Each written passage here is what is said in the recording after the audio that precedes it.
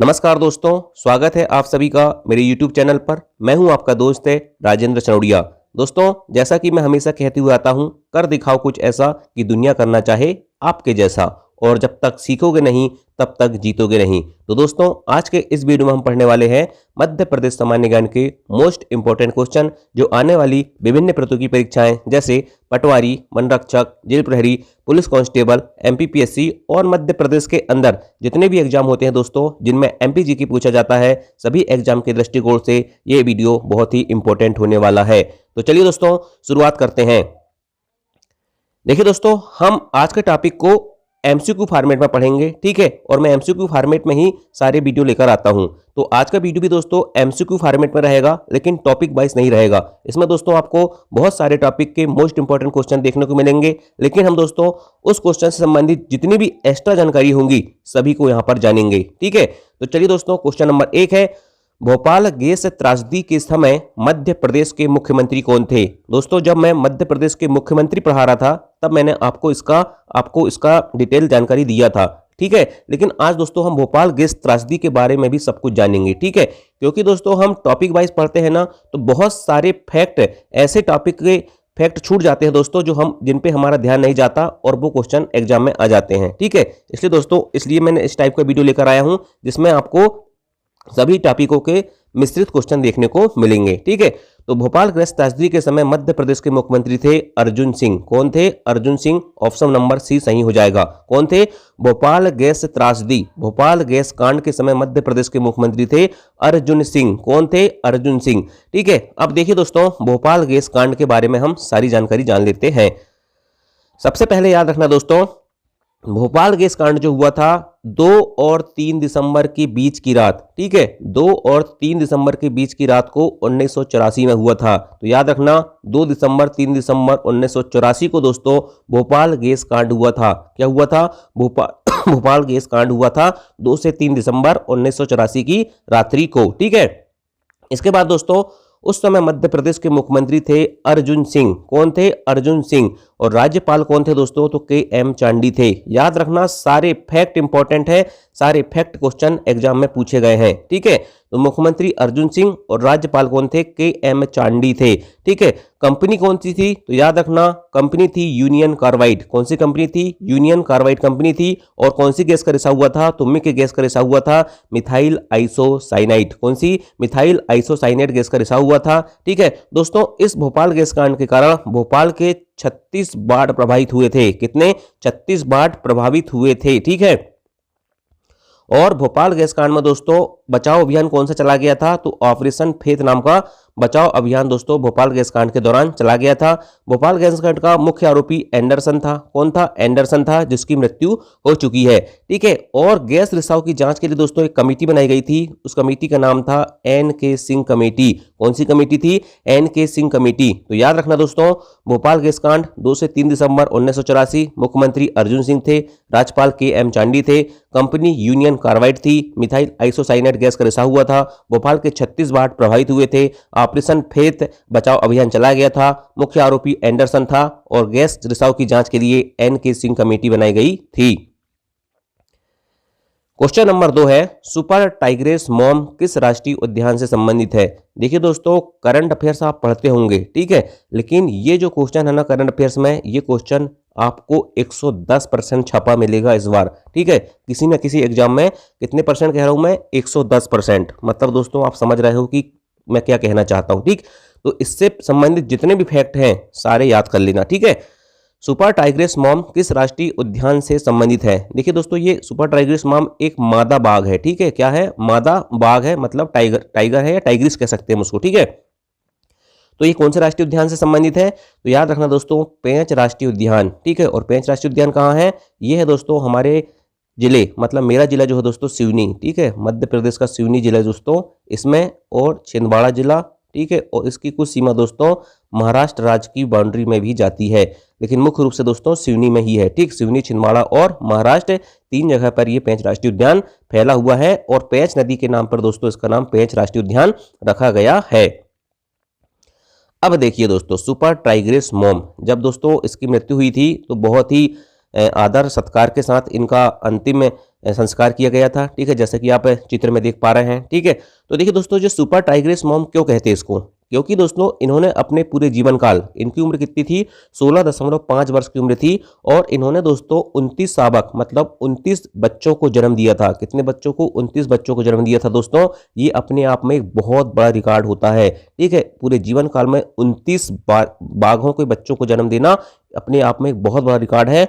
और साथ में दोस्तों एक रिकॉर्ड और था कि एक साथ 5 साबक, कितने, एक साथ 5 साबक मतलब 5 बच्चों को इन्होंने जन्म दिया था। ये रिकॉर्ड भी इनके नाम है। ठीक है, इन्हें दोस्तों T15 भी कहा जाता था और कॉलर वाली भी कहा जाता था, क्योंकि इनके कॉलर में दोस्तों ऐसी एक चिप लगाई गई थी जिनसे उनकी लोकेशन पता चलती थी, इसलिए दोस्तों इसे कॉलर वाली और T15 के नाम से भी जाना जाता था। सुपर टाइग्रेस मॉम के अलावा दोस्तों आपको T15 और कॉलर वाली नाम भी याद रखना है। ठीक है, पेंच राष्ट्रीय उद्यान में दोस्तों ये उपस्थित थी। ठीक है, कौन, सुपर टाइग्रेस मॉम, समझ गए। तो ये सारे फैक्ट है दोस्तों जिन्हें आपको पता होना चाहिए। ठीक, चलिए नेक्स्ट क्वेश्चन देखते हैं। मध्य प्रदेश में प्रोजेक्ट टाइगर की शुरुआत कब की गई। देखिए दोस्तों, आपने बहुत सारी चीजें पढ़ी होंगी। ठीक है, लेकिन आप क्या होते हैं, कंफ्यूज होते हैं यहाँ पर कि उन्होंने कहा यार पेंच कब हुआ, फिर पता चला कान्हा कब हुआ, फिर पता चला सतपुड़ा कब हुआ। तो इन सब चीजों को दोस्तों आप एक साथ जब तक नहीं पढ़ोगे तब तक आपका कंफ्यूजन बना रहेगा। ठीक है, तो चलिए दोस्तों क्वेश्चन देखते हैं। मध्य प्रदेश में प्रोजेक्ट टाइगर की शुरुआत कब की गई। तो याद रखना दोस्तों, मध्य प्रदेश में प्रोजेक्ट टाइगर की शुरुआत हुई थी 1974। कब, 1974 से। ये क्वेश्चन कई बार एग्जाम में पूछा जा चुका है। देखिए दोस्तों, मैं आपको और चीज बता देना चाहता हूं। 1972 में वन्य जीव संरक्षण अधिनियम आया था 1972 में। 1973 में क्या हुआ था, भारत में प्रोजेक्ट टाइगर की शुरुआत हुई थी। उस समय क्या था दोस्तों, प्रधानमंत्री थी इंदिरा गांधी, और टाइगर की बहुत ज़्यादा संख्या कम होने लगी थी। इसके कारण दोस्तों टाइगरों की सुरक्षा के लिए ये प्रोजेक्ट टाइगर नाम का एक अभियान चलाया गया। ठीक है, तो प्रोजेक्ट टाइगर की शुरुआत 1973 भारत से हो गई थी। जिम कॉर्बेट राष्ट्रीय उद्यान का नाम सुना होगा दोस्तों आपने, उत्तराखंड में है, तो वहां से इसकी शुरुआत हुई थी।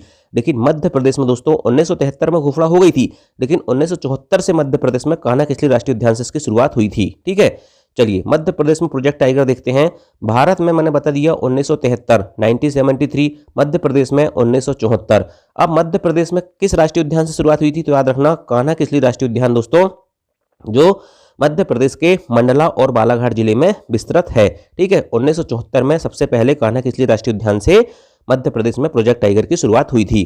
ठीक है, अब देखिए दोस्तों, एक चीज और बता देना चाहता हूं आपको कि मध्य प्रदेश में टोटल प्रोजेक्ट टाइगर कितने हैं। ठीक है, तो कहीं कहीं आपको 7 मिलेगा, कहीं कहीं आपको 6 मिलेगा। ठीक है, ये 6-7 की पिक्चर क्या है इसको भी हम समझेंगे। ठीक है, तो देखिए मध्य प्रदेश में 6 राष्ट्रीय उद्यान है दोस्तों जो प्रोजेक्ट टाइगर में शामिल है। तो कौन कौन से, कान्हा किसली राष्ट्रीय उद्यान मंडला 1974 में घोषित हुआ, फिर 1992 में पेंच को किया गया। ठीक है, ये अपने बता दिया मैंने, सिवनी छिंदवाड़ा में स्थित है। फिर इसके बाद बांधवगढ़ उमरिया जिले में दोस्तों 1993 में, फिर 1994 में पन्ना। ठीक है, फिर उसके बाद दोस्तों 1999 में सतपुड़ा, और 2008 में संजय राष्ट्रीय उद्यान, ठीक है, सीधी में स्थित है। ठीक है, तो ये 6 राष्ट्रीय उद्यान क्या है, प्रोजेक्ट टाइगर में शामिल है। ठीक है, ये सन पूरे याद होना चाहिए, इनसे क्वेश्चन आते हैं कि उन्होंने कहा बांधवगढ़ को कब पैच प्रोजेक्ट टाइगर में शामिल किया गया। ठीक है, सतपुड़ा को कब प्रोजेक्ट टाइगर में शामिल किया गया। एक क्वेश्चन और बनता है यहाँ पर कि मध्य प्रदेश में सबसे नया प्रोजेक्ट टाइगर कौन सा है, तो याद रखना संजय राष्ट्रीय उद्यान 2008। ठीक है, ये चीज भी आपसे पूछी जा सकती है, क्योंकि जो एग्जामिनर होता है ना, क्वेश्चन पेपर बनाने वाला, वो बहुत होशियार होता है। ठीक है, इसलिए वो इस टाइप के क्वेश्चन बना देता है। ठीक, तो देखिए ये हो गए आपके 6 राष्ट्रीय उद्यान। अब दोस्तों कहीं कहीं आपको मिलता होगा कि रातापानी अभ्यारण्य रायसेन में जो है ये भी प्रोजेक्ट टाइगर में शामिल है दोस्तों, लेकिन इसका कहीं ऐसा कोई डेटा नहीं मिलता कि इसको कब घोषित किया गया है। ठीक है, इसलिए हम ये कह सकते हैं, यदि आपको आए कि कौन सा अभ्यारण्य प्रोजेक्ट टाइगर में शामिल है और उसमें आपको इनमें से कोई नहीं इस टाइप के ऑप्शन देखने को मिले, तो रातापानी अभ्यारण्य आप लगा देना। ठीक है, बहुत सारी किताबें लिखती है कि रातापानी अभ्यारण्य रायसेन में है। ठीक है, और ये प्रोजेक्ट टाइगर में शामिल है, लेकिन दोस्तों कहीं इसका ऑफिशियल डेटा देखने को नहीं मिलता, सिर्फ घोषणा हुई है इसकी। ठीक है, घोषणा हुई है लेकिन इसको बनाया नहीं गया है। ठीक है, चलिए इसके अलावा दोस्तों याद रखना, मध्य प्रदेश में सर्वाधिक बाघ कहाँ पाए जाते हैं, तो कान्हा किसली राष्ट्रीय उद्यान में पाए जाते हैं, और सर्वाधिक बाघों का घनत्व बांधवगढ़ में है। बाघों की संख्या मतलब दोस्तों क्या, सर्वाधिक बाघ मतलब मान के चलिए दोस्तों मध्य प्रदेश में टोटल बाघ है 526। कितने हैं, 2018 की गणना के अनुसार कितने बाघ है मध्य प्रदेश में, पता होगा आपको, 526 है। ठीक है, इसलिए टाइगर स्टेट कहा जाता है। तो 526 बाघ में मान के चलिए 100 बाघ कहाँ पर है, कान्हा-किसली बाघ, कान्हा-किसली में है। ठीक है, इसलिए सर्वाधिक बाघ कहाँ है, कान्हा-किसली में। मानने की बात कर रहा हूँ दोस्तों, मैं आपको सर्वाधिक बाघ और घनत्व की बात बता रहा हूँ। तो घनत्व क्या होता है, भले ही सर्वाधिक बाघ कान्हा-किसली में हो, लेकिन बाघ घनत्व मतलब एरिया कम है लेकिन बाघ ज्यादा है। ठीक है, तो वो कहाँ पर है, बांधवगढ़ राष्ट्रीय उद्यान उमरिया में है। ठीक है, ये क्वेश्चन भी पूछा जाता है। अब दोस्तों क्वेश्चन नंबर 4 है, मध्य प्रदेश के किस भाग में सर्वाधिक मृदा अपरदन होता है। ठीक है, तो देखिए दोस्तों, सर्वाधिक मृदा अपरदन होता है किस भाग में होता है, ये पूछ रहा है। तो रीवा पन्ना का पठार, मालवा का पठार, मध्य भारत का पठार और सतपुड़ा का पठार। तो याद रखना दोस्तों, सर्वाधिक मृदा अपरदन जो होता है मध्य भारत के पठार में होता है। ठीक, कहाँ होता है, मध्य भारत के पठार में होता है। देखिए दोस्तों, मध्य प्रदेश में मृदा अपरदन से संबंधित कोई भी क्वेश्चन आए तो अब आप बन जाएगा क्या। देखिए, मध्य प्रदेश में मृदा अपरदन होता है मध्य भारत का पठार, ये दिख रहा है ना जी, पर्पल कलर का। ठीक है, ये है मध्य प्रदेश में मध्य भारत का पठार। यहाँ सबसे ज्यादा मृदा अपरदन मतलब मिट्टी का कटाव होता है, भूक्षरण होता है। ठीक है, तो ये मध्य प्रदेश के उत्तरी भाग में भी कह सकते हैं इसको, या मध्य भारत का पठार भी कह सकते हैं। जिले पूछे तो भिंड, मुरैना, श्योपुर जिला है। ठीक है, नदी पूछ ले तो चंबल नदी में सर्वाधिक मृदा अपरदन होता है। ठीक है, जलोढ़ मृदा में होता है। ठीक है, किस प्रकार का होता है पूछे तो अवनालिका अपरदन होता है। ठीक है, और दोस्तों आपसे पूछे कि कारण क्या है, तो मानसूनी वर्षा। ठीक, वर्षा के कारण दोस्तों मृदा अपरदन होता है। मैंने दोस्तों एक बार 60 वीडियो बनाया था जिसमें आपको बताया था कि मृदा अपरदन कैसे होता है। ठीक है, तो देखिए मैंने बता दिया कि मध्य प्रदेश में मृदा अपरदन कहाँ कहाँ होता है। ठीक है, भिंड, मुरैना, श्योपुर जिला में होता है। उत्तरी भाग आए तो उत्तरी भाग भी लगाना, मध्य भारत का पठार पूछे तो मध्य भारत का पठार लगा देना। ठीक है, तो ये सारे फैक्ट आपको पता होना चाहिए। ठीक है, क्वेश्चन कैसे भी घुमा के पूछ ले वो आपसे बन जाएगा। ठीक है, चलिए नेक्स्ट क्वेश्चन देखते हैं भाई। मध्य प्रदेश में मलखम्ब अकादमी कहाँ स्थित है। तो याद रखना दोस्तों, मध्य प्रदेश में मलखम्ब अकादमी कहाँ पर स्थित है। मलखम्ब अकादमी मध्य प्रदेश में स्थित है उज्जैन में। कहाँ पर स्थित है, उज्जैन में। 2018 में दोस्तों उज्जैन में मलखम्ब अकादमी खोली गई है। ठीक, अब मध्य प्रदेश की जितनी भी अकादमी इंपॉर्टेंट है दोस्तों मैं आपको सब बता देता हूँ। ठीक है, यदि आपसे कभी पूछे कि मध्य प्रदेश की पहली खेल अकादमी कब खोली गई, तो याद रखना 2006 में ग्वालियर में मध्य प्रदेश की पहली खेल अकादमी खोली गई थी और उसका नाम था दोस्तों महिला हॉकी अकेदमी, 2006 ग्वालियर। पुरुष हॉकी अकादमी की बात करें दोस्तों तो 2007 से भोपाल में है। ठीक है, वहीं तीरंदाजी अकादमी 2013 जबलपुर। ठीक है, और मलखम्ब अकादमी 2018 उज्जैन। शायद तीरंदाजी अकादमी दोस्तों ये क्वेश्चन पूछा गया था कब, MPPSC में। ठीक है, तो याद रखना ये सारे फैक्ट याद रखना है। ठीक है, महिला हॉकी अकादमी 2006 से ग्वालियर में है, पुरुष हॉकी अकादमी 2007 से भोपाल में है। मध्य प्रदेश की पहली खेल अकादमी थी दोस्तों 2006 में खुली थी ग्वालियर में और इसका नाम था महिला हॉकी अकादमी। ठीक है, तीरंदाजी अकादमी 2013 जबलपुर और मलखम्ब अकादमी 2018 उज्जैन। इसके अलावा दोस्तों याद रखना मलखम्ब अकादमी के अलावा जिम्नास्टिक अकादमी भी कहाँ पर स्थित है, उज्जैन में। तीरंदाजी अकादमी के अलावा दोस्तों साइकिलिंग अकादमी और वेट लिफ्टिंग अकादमी भी कहाँ पर स्थित है, जबलपुर में। तीरंदाजी, साइकिलिंग और वेट लिफ्टिंग ये तीनों अकादमी कहाँ पर स्थित है, जबलपुर में। ठीक है, मध्य प्रदेश क्रिकेट अकादमी पूछे दोस्तों तो याद रखना शिवपुरी में है, ग्वालियर मत ठोक देना। ठीक है, मध्य प्रदेश क्रिकेट अकादमी शिवपुरी में स्थित है लेकिन नेशनल क्रिकेट अकादमी ग्वालियर में स्थित है। ठीक है, वहीं बैडमिंटन अकादमी की बात करें दोस्तों तो ग्वालियर में है, लेकिन बैडमिंटन एसोसिएशन पूछे तो पहले जबलपुर में था लेकिन वर्तमान समय में वो इंदौर में आ गया है। ठीक है, जब आपको मैं पढ़ाऊंगा तो वहां पर सब डिटेल बताऊंगा। और ठीक है, अभी आप इतना याद रख लें। मुक्केबाजी अकादमी, मार्शल आर्ट अकादमी, निशानेबाजी, कुश्ती, तलवार, घुड़सवारी, वाटर स्पोर्ट, मतलब दोस्तों जितने भी लड़ने भिड़ने की चीज़ें हैं ना ये सारी अकादमी कहाँ पर स्थित है, भोपाल में। और वाटर स्पोर्ट अकादमी भी कहाँ पर स्थित है, भोपाल में स्थित है। नेक्स्ट क्वेश्चन है, निम्न में से कौन सा स्टेडियम इंदौर में स्थित नहीं है। तो देखिए दोस्तों ऊषा राजे स्टेडियम इंदौर में है, इसका पुराना नाम। ठीक है, इसका नया नाम होलकर स्टेडियम हो गया है। ठीक है, पुराना नाम ऊषा राजे स्टेडियम था। ठीक, नेहरू स्टेडियम भी कहाँ पर स्थित है, इंदौर में स्थित है। अभय खेल प्रसाद भी इंदौर में स्थित है और प्रकाश तरल पुष्कर दोस्तों ये भोपाल में स्थित है, इसलिए इसका राइट आंसर हो जाएगा प्रकाश तरल पुष्कर इंदौर में स्थित नहीं है। ठीक है, चलिए अब मध्य प्रदेश के जितने भी स्टेडियम है दोस्तों उनके बारे में थोड़ा थोड़ा जानकारी हम देख लेते हैं। तो देखिए भाई, होलकर स्टेडियम या ऊषा राजे स्टेडियम इसका नाम है, ये इंदौर में स्थित है। नेहरू स्टेडियम और अभय खेल प्रसाद, ठीक है, ये सारे स्टेडियम दोस्तों इंदौर में स्थित है। ठीक है, इसके बाद दोस्तों रूप सिंह क्रिकेट स्टेडियम ग्वालियर में स्थित है। ठीक है, और ये दूधिया रोशनी के लिए फेमस है। किसके लिए फेमस है, दूधिया रोशनी के लिए फेमस है। रूप सिंह जो है दोस्तों याद रखना मेजर ध्यानचंद के छोटे भाई थे और हॉकी से संबंधित थे, लेकिन दोस्तों ये ग्राउंड जो है ये क्रिकेट से संबंधित है और ग्वालियर में स्थित है। ठीक है, इसके अलावा दोस्तों तात्या टोपे स्टेडियम, बाब ए अली स्टेडियम, एस वाघ स्टेडियम, लाल परेड ग्राउंड और प्रकाश तरल पुष्कर ये सारे स्टेडियम भोपाल में स्थित है। और दोस्तों ठाकुर रणमत सिंह स्टेडियम रीवा में स्थित है।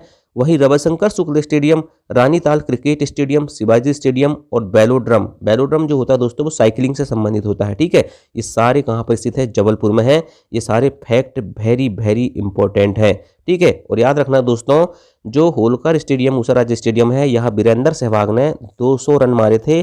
और आपका जो रूप सिंह क्रिकेट स्टेडियम ग्वालियर है दोस्तों, यहाँ सचिन तेंदुलकर ने 200 रन मारे थे, दुनिया का पहला दोहरा शतक वनडे में। ठीक है, दौधन बांध किस नदी पर बनाया जाएगा? बहुत ही जबरदस्त क्वेश्चन है भाई।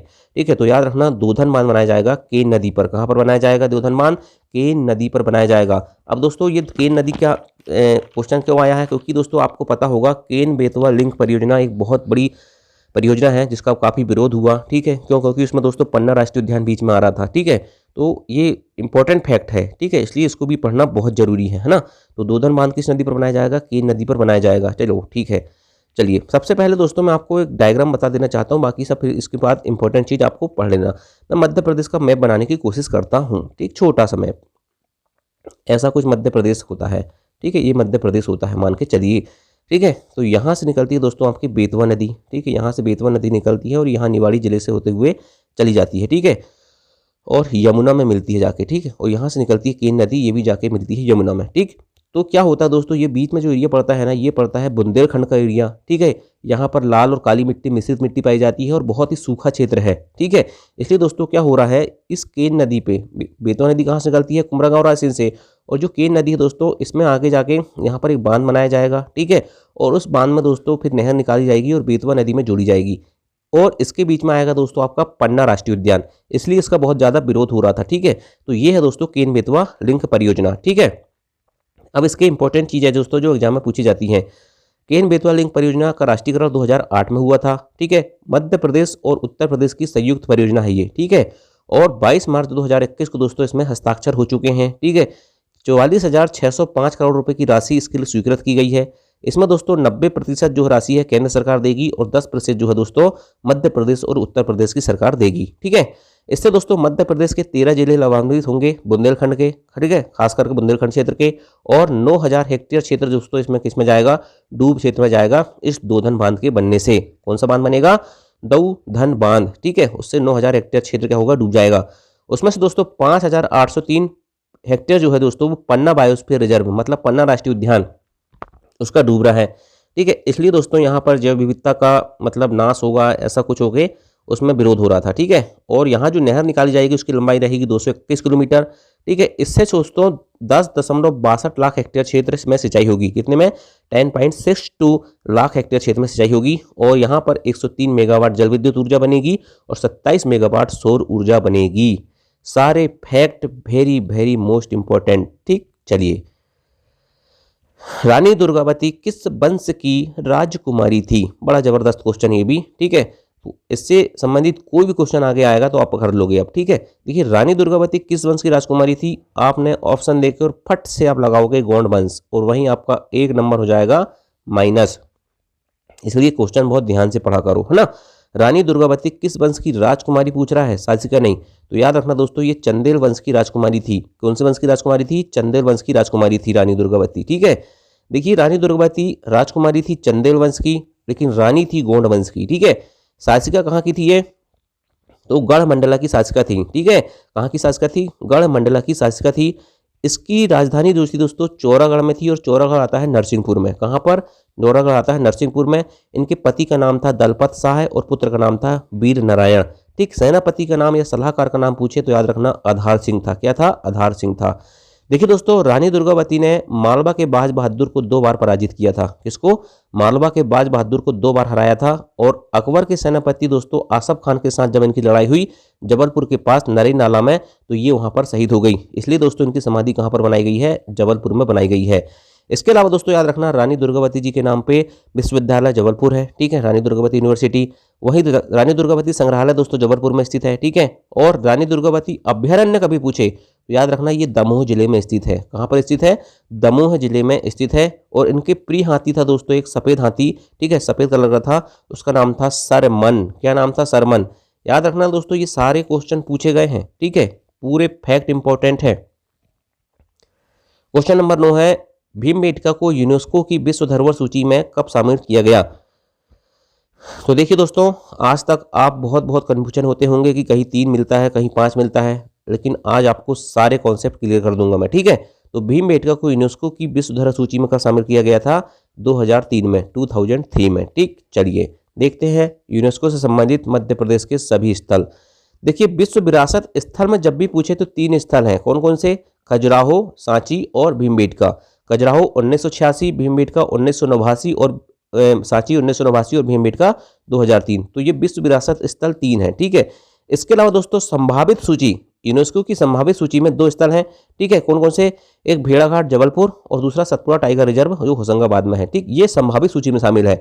वहीं दोस्तों अर्बन लैंडस्केप में, यूनेस्को में अर्बन लैंडस्केप चलता है दोस्तों, तो इसमें 2 शहर शामिल है, ओरछा और ग्वालियर। ओरछा निवाड़ी जिले में आता है, आपको पता होगा, ठीक है। ओरछा और ग्वालियर अर्बन लैंडस्केप में शामिल है। वही दोस्तों आर्द्रभूमि या जिसे रामसर साइट भी कहते हैं, ये इसमें भोज झील जो भोपाल में स्थित है दोस्तों, इसको 2002 में शामिल किया गया था यूनेस्को में, ठीक है। एक मेगा यूनिवर्सिटी है दोस्तों, ठीक है, भोज मुक्त विश्वविद्यालय भोपाल, जिसकी स्थापना 1991 में हुई थी। ये भी दोस्तों यूनेस्को ने इसे मेगा यूनिवर्सिटी का दर्जा दिया है। मैब प्रोग्राम चलता है दोस्तों, मैब मतलब मैन एंड बायोस्फीयर, ठीक है, मैब एंड बायोस्फीयर, ठीक है। जब आपको मैं क्या पढ़ाऊंगा, जैव विविधता पढ़ाऊंगा, एनवायरमेंट पढ़ाऊंगा, तब सब बताऊंगा मैप क्या होता है, ठीक है। मैप का मतलब क्या होता है? मैन एंड बायोस्फीयर रिजर्व, ठीक है। तो मैप प्रोग्राम में दोस्तों 3 स्थल शामिल है मध्य प्रदेश के। पचमढ़ी होशंगाबाद में स्थित है, अचानकमार, अमरकंटक और पन्ना बायोस्फीयर रिजर्व। तो दोस्तों याद रखना, ये यूनेस्को से संबंधित स्थल हैं, सारे फैक्ट इंपॉर्टेंट है, ठीक। सब आप एक साथ याद कर लेना। मध्य प्रदेश में नर्मदा पुरुष किसे कहा जाता है भैया? तो अमृतलाल बेगड़, ठीक। ये क्वेश्चन भी आप छोड़ देते हैं, ठीक है, इस टाइप के क्वेश्चन, है ना। तो याद रखना नर्मदा पुरुष, ठीक है, इन्हें अमृतलाल बेगड़ को कहा जाता है। क्यों कहा जाता है भाई? क्योंकि दोस्तों इन्होंने नर्मदा नदी को संरक्षण में बहुत ज़्यादा काम किए हैं, ठीक है, इसलिए इनको नर्मदा पुरुष कहा जाता है। इनकी मृत्यु और इनका जन्म 1928 में जबलपुर में हुआ था और मृत्यु 2018 में जबलपुर में हुई थी, ठीक है। नर्मदा पुरुष इनको कहा जाता है, ठीक है। और साथ में दोस्तों याद रखना, इनकी फेमस किताबें हैं सौंदर्य की नदी नर्मदा, तीरे तीरे नर्मदा, अमृतस्य नदी नर्मदा और रिवर ऑफ जॉय। ये चारों नदी, जो चारों बुक है दोस्तों नर्मदा नदी पर, बड़ी इंपॉर्टेंट किताब है, पूछा जाता है, ठीक है। और अमृतलाल बेगड़ जी को दोस्तों 2004 में साहित्य अकादमी पुरस्कार प्रदान किया गया था। तो दोस्तों ये थे मध्य प्रदेश सामान्य ज्ञान MP GK के अति महत्वपूर्ण 10 प्रश्न, ठीक है। कमेंट करके जरूर बताना भाई, ठीक है, कि वीडियो कैसा लगा, ठीक है। यदि आपको मेरी मेहनत पसंद आई होगी तो ईमानदारी से लाइक भी करना और क्लास कैसी लगी उसका रिप्लाई जरूर देना, क्योंकि दोस्तों आपको पता है, देखिए मैं बहुत बिजी रहता हूँ भाई, है ना। इसके बावजूद भी मैं आपको MP GK जितना मुझसे संभव हो रहा दे रहा हूँ, साइंस भी दे रहा हूँ, ठीक है, आगे मैथ्स भी दूंगा, है ना। मैथ्स भी धीरे धीरे दे रहा हूँ, है ना। और अभी हिंदी इंग्लिश आप पढ़ लो, हिंदी इंग्लिश, ठीक है। बस मैंने बोल दिया था ना कि अपन हिंदी इंग्लिश बहुत जल्द शुरू करेंगे, और हिंदी इंग्लिश ऐसा पढ़ेंगे दोस्तों हम लोग कि आपने आज तक जीवन में कभी नहीं पढ़ा होगा, ठीक है। मैं आपको हिंदी इंग्लिश ऐसा पढ़ाऊंगा कि आपने आज तक जीवन में पढ़ा ही नहीं होगा, ठीक है। तो आप टेंशन मत लो, आप बने रहो, ठीक। अभी आप पढ़ते रहो, मैं ये नहीं कहूँगा कि आप मेरी क्लास के भरोसे बैठे रहना, लेकिन आप पढ़ते रहो। जब मैं पढ़ाऊंगा दोस्तों तो उस क्लास को देख लेना, ठीक है। तो दोस्तों यदि क्लास पसंद आई होगी तो लाइक करना। Thank you. जय हिंद, जय भारत।